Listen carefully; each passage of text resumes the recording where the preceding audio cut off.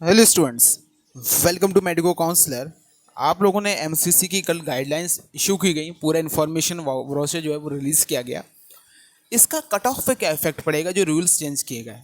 काफ़ी सारे स्टूडेंट्स का ये सवाल थे, तो उसी के बारे में इस वीडियो में बात करेंगे। देखिए students, final stay vacancy round जो है, इसमें आपको मालूम है कि कॉलेज की सीटें कुछ बचती हैं, कट ऑफ इसमें काफ़ी कम चला जाता है स्टे वैकेंसी राउंड में। कई बार अच्छे कॉलेज का जो है अलॉटमेंट स्टे वैकेंसी राउंड में हो जाता है। तो वही चीज़ आपको यहाँ पे एक चीज़ जो चेंज किया गया कि फ्रेश रजिस्ट्रेशन जो है वो स्टे वैकेंसी राउंड में किए जाएंगे। साथ ही साथ ऐसे कैंडिडेट जिनको राउंड 3 के बाद जिनका सेंटर या फिर स्टेट में किसी भी कैंडिडेट का अलॉटेड कैंडिडेट की लिस्ट में नेम होगा, चाहे वो सेंटर में हो या फिर स्टेट में हो, ऐसे कैंडिडेट को एलिमिनेट कर दिया जाएगा all India stay vacancy round से। इसका डायरेक्टली बेनिफिट लो मार्क्स पे जो कैंडिडेट्स हैं, जो बिल्कुल बॉर्डर लाइन पे हैं, जो मान लीजिए आपकी जो राउंड 2 की जो कट ऑफ यहाँ पे 605 मार्क्स आती है, इसके बाद भी कुछ सीटें बच के आती हैं, तो जो स्टूडेंट्स आराम से 600 मार्क्स तक हैं उनको इसका बेनिफिट मिलेगा। कट ऑफ लो क्यों जाएगी, उसके नीचे एक और रीज़न है, क्योंकि यहाँ पर दिया गया है कि अगर किसी कैंडिडेट को स्टे राउंड में सीट का अलॉटमेंट होता है और वो यहाँ पे सीट नहीं लेते हैं, तो 2 साल का यहाँ पे बैन और साथ ही साथ सिक्योरिटी मनी तो जाएगी ही जाएगी। वो चीज़ यहाँ पे दी गई है। अब इससे होगा क्या, केवल और केवल वो स्टूडेंट्स स्टे वैकेंसी राउंड में कौन कौन से सीट्स खाली हैं, कहाँ कहाँ कॉलेजेस खाली हैं, ये चीज़ आपको इन्फॉर्मेशन सीट मैट्रिक्स में मालूम चल जाती है। तो मोस्टली स्टे वैकेंसी राउंड में वही कैंडिडेट्स यहाँ पे पार्टिसिपेट करने वाले हैं जिनको इस बार कॉलेज चाहिए। देखिए कुछ स्टूडेंट्स ऐसे होते हैं जिनकी चॉइस रहती है कि उनको अपने स्टेट में ही कॉलेज चाहिए। कुछ स्टूडेंट्स ऐसे होते हैं जिनको यहाँ पे होता है कि उनको अपने स्टेट के आसपास के बॉर्डर स्टेट्स में ही कॉलेज चाहिए, या फिर स्टूडेंट्स ऐसे होते हैं जिनको टॉप कॉलेज चाहिए। देखिए जिनको स्टेट में कॉलेज चाहिए उनको मालूम होना चाहिए कि उनकी जो स्टेट कट ऑफ है उसके मार्क्स अगर उनके हैं तो उनको कॉलेज मिल जाएगा। जिनको अपने स्टेट के बॉर्डर आसपास के कॉलेज चाहिए तो वो ऑल इंडिया कोटा से अपने उस पर्टिकुलर मार्क्स रेंज तक उनका स्कोर होता है, या फिर जिनको टॉप कॉलेज चाहिए उनका मार्क्स टॉप पे पहले से ही रहता है, तो वो स्टे वैकेंसी राउंड तक वैसे ही नहीं पार्टिसिपेट करते हैं। कई सारे कैंडिडेट्स ऐसे होते हैं जिनको अगर अपने स्टेट या फिर आसपास में कॉलेज नहीं मिलता है तो वो यहाँ पे ड्रॉप की ओर बढ़ते हैं और वो अपना पार्टिसिपेट यहाँ पे करते हैं। लेकिन कुछ स्टूडेंट्स ऐसे होते हैं जो यहाँ पे काफ़ी टाइम से मेहनत कर रहा होता है, उनको चाहिए कि उनको एक कॉलेज का अलॉटमेंट मिल जाए। लेकिन इन्हीं सब चीज़ों की वजह से कि स्टे वैकेंसी राउंड में कॉलेज मिला, पहले बच्चे स्टे वैकेंसी राउंड में जो कॉलेज मिलता था स्टेट के पास, ये रूल यहाँ पर नहीं था कि आपके पास 2 ईयर का बैन लगेगा, फर्दर आप काउंसलिंग में पार्टिसिपेट नहीं कर सकते हैं। तो अब इससे फ़ायदा क्या होगा कि केवल वही स्टूडेंट्स जो स्टे वैकेंसी राउंड में इनको कॉलेज मिलेगा। आपको मालूम है कि स्टे वैकेंसी राउंड में आपको रजिस्ट्रेशन चॉइस फिलिंग का ऑप्शन है, तो रजिस्ट्रेशन जब आपको यहाँ पे मिल रहा है तो केवल और केवल मोस्ट ऑफ द टाइम अब यहाँ पे वही होगा कि वही स्टूडेंट्स स्टे वैकेंसी राउंड में पार्टिसिपेट करने वाले हैं, जो कि आपका 100% कॉलेज उनको जो अलॉटमेंट मिलेगा वो उस कॉलेज को ज्वाइन करके अपना वहाँ पे डॉक्यूमेंट सबमिट करेंगे।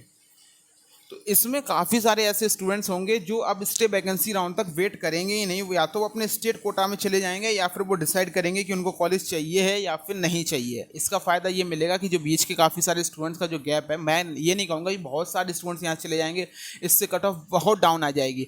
कट ऑफ बहुत डाउन नहीं आएगी, कुछ रैंक में फ्लक्चुएशन यहाँ पर देखने को मिलेगा। जितना प्रेडिक्शन था रैंक का, हो सकता है 500 1000 रैंक का ऊपर नीचे का फ्लक्चुएशन आपको देखने को मिले।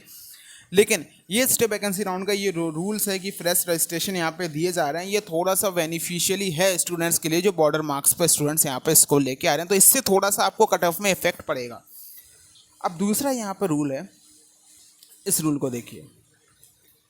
राउंड सेकंड में आपको अपग्रेडेशन का ऑप्शन मिल रहा है। मेरे लिए ये बहुत ही अच्छा रूल है, बहुत सही रूल्स है। कुछ स्टूडेंट्स को ये रूल लगेगा कि ये रूल सही नहीं है कि राउंड सेकंड में अपग्रेडेशन का ऑप्शन क्यों दिया जा रहा है, क्योंकि बच्चे रिस्क लेके मॉप अप राउंड में जाते थे, क्योंकि उनको मॉप अप राउंड में उनको लगता कि हो सकता है उनको कुछ अच्छे कॉलेजेस आएंगे और उनको सीट मिल जाएगी। राउंड टू का जैसे अलॉटमेंट आता है उसके बाद अलॉटमेंट कंप्लीट हो जाता है, फिर आपको यहाँ पे सीट मैट्रिक्स आती है, कितने इंस्टीट्यूट रह जाते हैं, तो बच्चे उसी हिसाब से मॉप अप राउंड में पार्टिसिपेट करते हैं ताकि उनको अच्छे कॉलेज जो बच्चे हैं वो उनको कॉलेज मिल सकें। अब यहाँ पे राउंड सेकंड में अपग्रेडेशन का ऑप्शन दे दिया जाएगा, तो बच्चों में जो बच्चे हैं जिनके मार्क्स होते हैं, जो मॉप अप राउंड में जिनको अच्छे कॉलेज मिलने के चांसेस होते हैं, तो उनको ये है कि हमको जो कॉलेज मिल सकता था, लेकिन अब राउंड 2 में जो हमसे ज़्यादा किसी का स्कोर है, अगर उसने उस पर्टिकुलर कॉलेज को अपग्रेडेशन पर डाल दिया अच्छे कॉलेज को, तो वो कॉलेज उसको मिल जाएगा। बच्चों को इस चीज़ का भी है, तो ये चीज़ जो है वो कुछ स्टूडेंट्स को सही लग रही है, लेकिन कुछ स्टूडेंट्स को ये बात सही नहीं लग रही है, लेकिन मैं कहूँगा ये चीज़ बहुत सही है। ये चीज़ सही इसलिए क्योंकि अब यहाँ पे आप देखेंगे जो टॉप के कॉलेजेस होंगे उन टॉप के कॉलेजेस के लिए यहाँ पे कंपटीशन इंक्रीज होने वाला है। इस ईयर वैसे ही मैं हमेशा से कहता हूँ कि जो टॉप रैंक के कॉलेज हैं उन टॉप रैंक के कॉलेज में यहाँ पे कंपटीशन इंक्रीज होने वाला है क्योंकि मार्क्स काफ़ी अच्छे आए हैं स्टूडेंट्स के। सेम चीज़ यहाँ पे इस ईयर इस रूल्स की वजह से आपको देखने को मिलेगी। आपको एक देखा होगा आपने प्रीवियस ईयर का, अगर आप अलॉटमेंट उठाएंगे एमसीसी की वेबसाइट पे प्रीवियस ईयर नोटिस में अलॉटमेंट में जाएंगे तो आपको मालूम चलेगा कि थर्ड राउंड में भी यूपी के आसपास के, बिहार के, एमपी के अच्छे कॉलेज का अलॉटमेंट यहाँ पे हुआ, हरियाणा के अच्छे कॉलेज का अलॉटमेंट हो जाता है, महाराष्ट्र के अच्छे कॉलेज का अलॉटमेंट हो जाता है। कुछ एम्स की जो सीटें बचती हैं वो मॉप राउंड में बच्चों को मिल जाती हैं।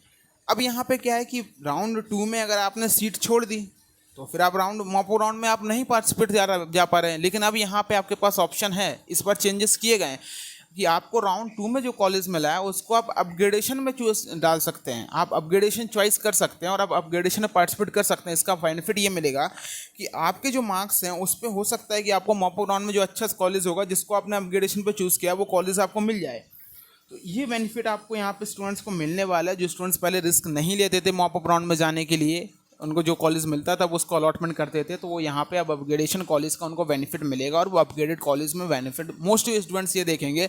मैं आपको बता दूँ कि राउंड 2 में अगर यहाँ पे 100 बच्चों को अलॉटमेंट मिलने वाला है, मैं आपको बता देता हूँ कि यहाँ पे 40% स्टूडेंट्स ऐसे होंगे जो राउंड 2 में अपग्रेडेशन को चॉइस करेंगे और वो केवल उन लिमिटेड कॉलेज का आपको अपग्रेडेशन डालेंगे। देखिए हर कॉलेज का अपग्रेडेशन नहीं डाल सकते, हो सकता है कि उनको जो अच्छा कॉलेज मिला है अभी उससे दूसरा कॉलेज उनको जो है अपग्रेडेड होके आ जाए, तो वो कुछ ही कॉलेज को जो है अपग्रेडेशन में डालेंगे कि उनको कुछ ही कॉलेज जो है इस रैंक तक के कॉलेज या फिर ये कॉलेज उनको अपग्रेडेशन में मिले, तो वो ये चीज़ इसमें डालेंगे। तो ये चीज़ आपको देखने की मिलेगी। तो इन दोनों कट ऑफ का, इन दोनों चीज़ों का आपका कट ऑफ पे इफेक्ट पड़ेगा, लेकिन उतना ज़्यादा भी इफेक्ट नहीं पड़ेगा जितना ज़्यादा मैं देख रहा हूँ कल से बताया जा रहा है कि इसका इफेक्ट ये पड़ेगा कि 3-4 हज़ार रैंक कट ऑफ नीचे आ जाएगी। वो चीज़ यहाँ पे देखने को नहीं मिलेगी, लेकिन कट ऑफ में चेंजेस आएंगे। जो बॉर्डर लाइन पे स्टूडेंट्स हैं उनको इसका बेनिफिट मिलेगा, बिल्कुल मिलेगा।